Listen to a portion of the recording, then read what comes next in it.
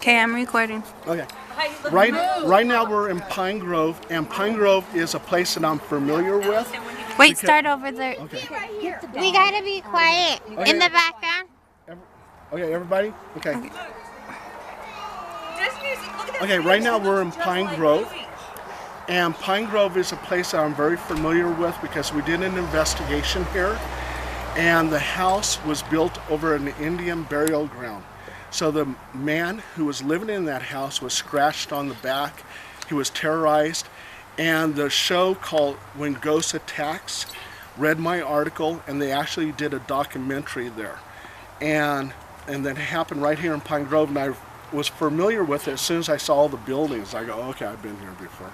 So this house possibly, again, could be built over in an Indian burial ground, and that's why there's so much activity here. And I'm kind of curious on what my sensitives picked up on before I start talking to the occupants or the witnesses. So I'll start with Rod. Rod, what did you pick up on? There's a cave or tunnels are underneath this house too. Okay. Yeah, I don't know which either or, but I don't feel it too often, but something's pulling me down really heavy, and it's pulling me down. And it's not just the house's foundation is really messed up. Every room you walk in, it's like, but it's more than just the house. There's something down below. I don't know what it is yet. I have to think about it a little bit, but there's something going on here down below. Okay, Rod's one of our sensitives. Also, too, Deanna's a sensitive, and she took a walk around. And Deanna, what did you pick up on? I picked up on the area. There's an area over there by the trailer. I was picking up on the outside, and there was a man inside, the kid with the black sweater with red on it. I kind of felt like that was something was attracted to him. So, what's his name? Brian. Brian. I feel like there's something attracted to him. So. Okay. And that's what you picked up on? Yes. Okay. I'll back her on that one. Okay. Yeah. Okay. Very good. Yeah. Also, too, now you're Lisa? Mm-hmm. Okay, Lisa, you experienced a lot of things in this house. Can you tell us what you experienced?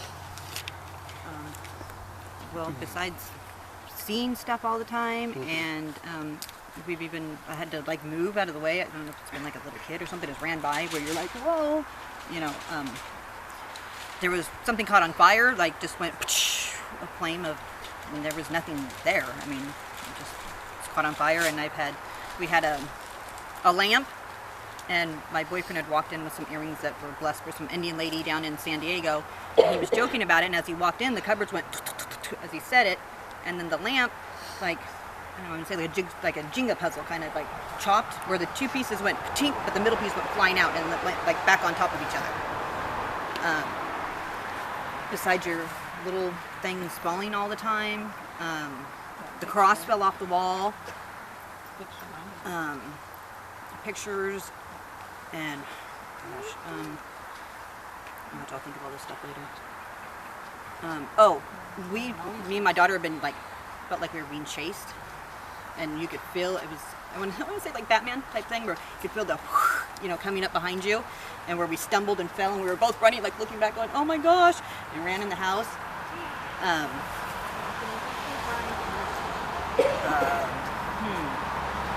But that stuff happens every day. Okay. Like every day something happens to where it's almost like we don't really pay too much attention to it too much anymore because we're kind of used to it. So, Michaela, stick around. Okay. Yeah. Because you're the other witness. You have pictures of the hallway jumping out in front of James, remember? My dad. Well, yeah. Your grandpa.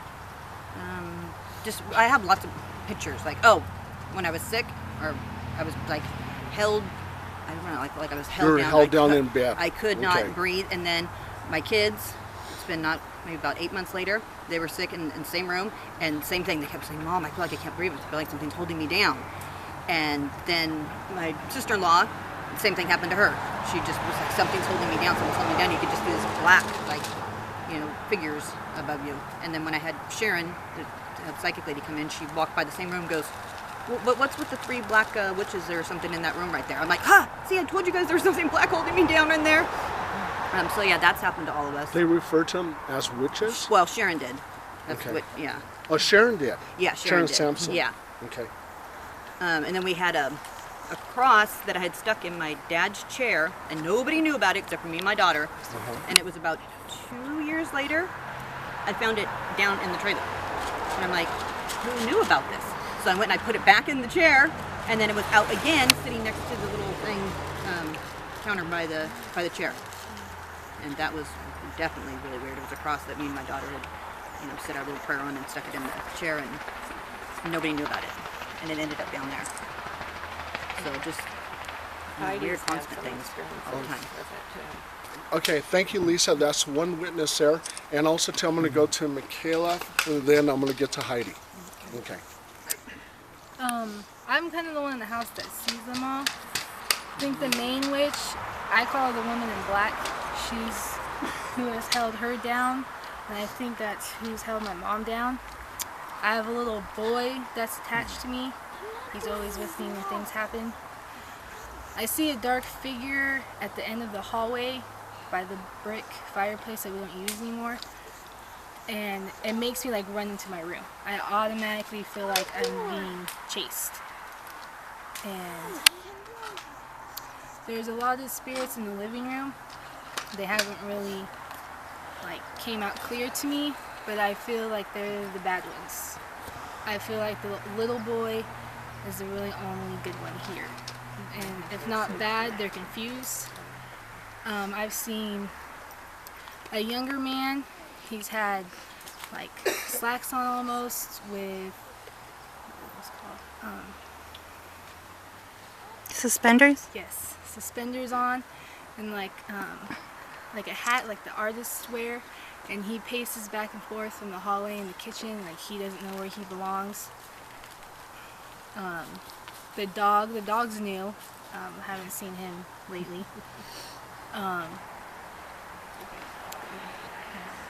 How long has the paranormal experiences been happening in this house?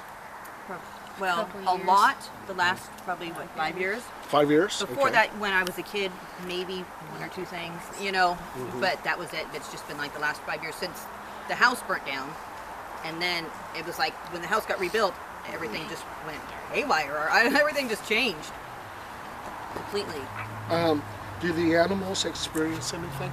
My dog every night growls and looks at the same spot where me and my mom got that picture of that man that was standing over me while I sleep. He growls every night.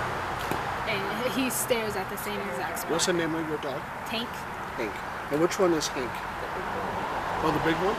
And stares down at where also you'd sit down towards back that way. It's Down growling by the the same trailer. spot where you guys were pointing at down there. Okay.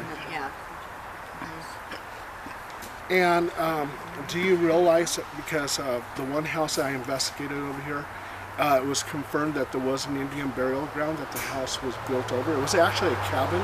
So has anyone told you if there's any kind of Indian burial No, ground? well, we always wondered it, me and my brother as kids, because right down there's an apple tree and there's some rocks around it that are in the ground.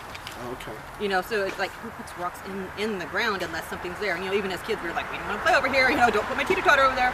And my kids are the same way. They don't want to go over there. So, yeah, we've always kind of thought something was off, definitely by the rocks. Okay, we have Mark Bales here. He's one of our investigators. We got Raymond here, a new investigator. And we have Rod and Victoria, and they're seasoned investigators. So anyway, we're going to see what we can find. The only thing I'm concerned about, if this has Indian type entities here, I'm going to do a Catholic blessing, but Indians are not very favorable to a Catholic blessing. So what I'm going to have to do is probably at some point in time and get you in touch with maybe an Indian shaman, and try to do a cleansing here that way. Yeah. So, yeah. Because I'm not sure they're going to take too kindly to my Catholic blessing, but I'm going to give it a shot. So, Yeah, I definitely. really like thinking they're all related to that. what's that? Well, we're going to try to find out. So if we can get some EVPs, maybe with some Indian words or something like that, that would confirm that there's Indian entities here. I have a recording of her things. Huh? I have a recording on my phone. Oh, do you? I didn't get like clear responses, but there was laughing when I said something that shouldn't have been funny. Can you get that for me, because I like to get that on video? And anybody here that has any anomalies in their photographs, I want to get that on video too. And yeah, you should go down, probably check out the rocks down there by the apple tree. As far as, I mean, that's the one spot that I was drawn to as far as anything Indian, like burial ground. So what I'm going to do is probably have one team outside and one team inside. Okay. And I saw something down in front of the trailer one night when I was waiting for Lisa. She was getting her clothes, and I had my windows up because it was pretty late and it was dark, and I was scared because I'm always scared of the dark. And I was sitting in my car and I'm like sitting there waiting. Lisa, come on, hurry up. She was getting some, like, her clothes or her purse or something. And it was like maybe 10 minutes, and all of a sudden I looked away and I looked back, and right in front of the trailer, like walking right past my car, it was like she was dressed in black, and I could have sworn anything. It was Lisa, and I thought she was messing around with me. I'm like, Lisa, this is not the time to be teasing me. It's dark out here, I'm scared, and I had my windows just cracked a little bit, and it was like she was like hunched over, but all I could see was like black, and she went by, and it was like for 30 seconds I saw her going by, and there was no like doubt in my mind it was Lisa. A woman in black type thing. Oh, okay. I don't know if it was a woman. Okay. And so I turned around watching this thing in black going by. I thought it was her, like in a costume or some shit. And I'm like, Lisa, come on. And she kept going. And I turned around, and I turned around again, and she was gone. I turned around, and there's Lisa coming out of her trailer, fully dressed in colored clothes. She was like with white. all of her She was stuff, all- with her stuff in her hands. I'm like, I couldn't even speak. I'm like, Lisa. She goes, you saw it. And I was like, get in the car. I couldn't even start the car. I was shaking so bad. I'm like, you are not going to believe what I just saw.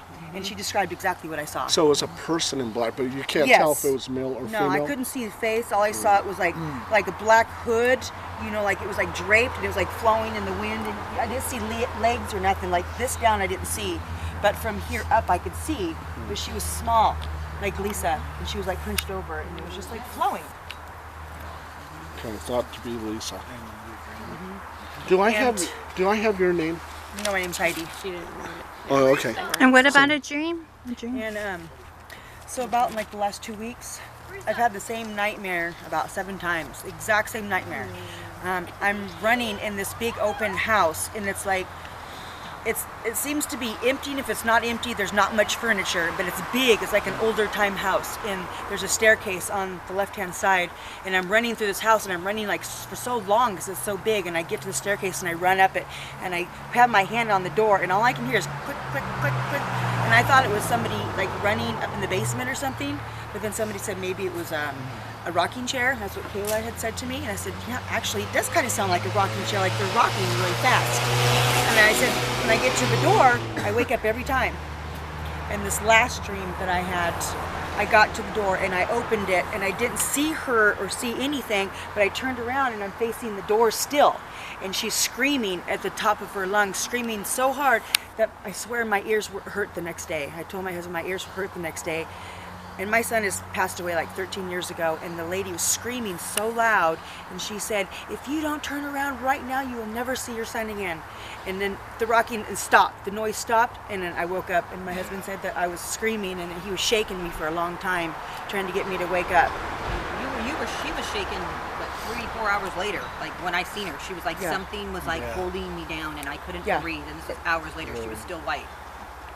Yeah, it's like I'm suffocating. Like I can only be on one side of the bed now. My husband has to sleep on the inside of the bed because I'm like, I cannot breathe. I feel like something's like on top of me and taking my breath away. I sit up, my husband I'll sit up from the nightmare, I'll be all, like that. And I'll be like, oh my God. And so we started burning the sage. And Kayla was helping me in the room. We were burning the sage and stuff, and that really helped. I wouldn't have the nightmare the next day. As soon as we didn't burn the sage, I was having the nightmare again. But then you guys were coming, so then I wasn't allowed to burn the sage no more. We didn't want to chase them away. And she would say stuff to me and not even remember what she said. And not even know the next day. I mean, some of it would be kind of like mean. He's like, don't you remember getting up and getting the phone? saying- I'm like, Yeah. no. Stuff to me that, kind of hurt my feelings. And then next day she wouldn't even know she said it. I'm like, what? It's like she's like a different person. And that's been this Yeah. week. It's And been it's a like in the couple next weeks. day when I wake up in the mornings, I'll be like, I have this feeling of like, thank God I'm awake. Yeah. Because that nightmare, like, it's like so real. And I'm so weak and my body's drained. And like, I swear the other morning, I don't know if it was all in my head, I swear my ears hurt the next day. And I'm like, God, man, my ears hurt. Like, because I always talk loud when I'm excited. And I said, when I was talking loud, like, my ears hurt inside. And I was like, I don't know if it's all in my head, but I swear my ears hurt from that girl screaming. They hear a lot of stuff in the trailer outside. And, Noises. and before I saw that thing in black down there, I didn't believe in any of this stuff. Nothing. You know, I didn't. You know, I listened to Michaela, you know, but I didn't believe in any of it because I'd never seen anything before. You know, my husband says he's felt something before. I'm just like, no, whatever, you guys, whatever. When I saw that, I about died. That changed my whole life. I bet. My whole life. And I told my husband, I will swear my granddaughter, she's like my pride and joy on everything that I know what I saw. I didn't missee something. It wasn't because it was dark. I know what I saw. There's not a doubt in my mind. I believe you. And then when I was telling my dad, his dad, he was like, and that's when he started telling me about some things he knew of the burial ground.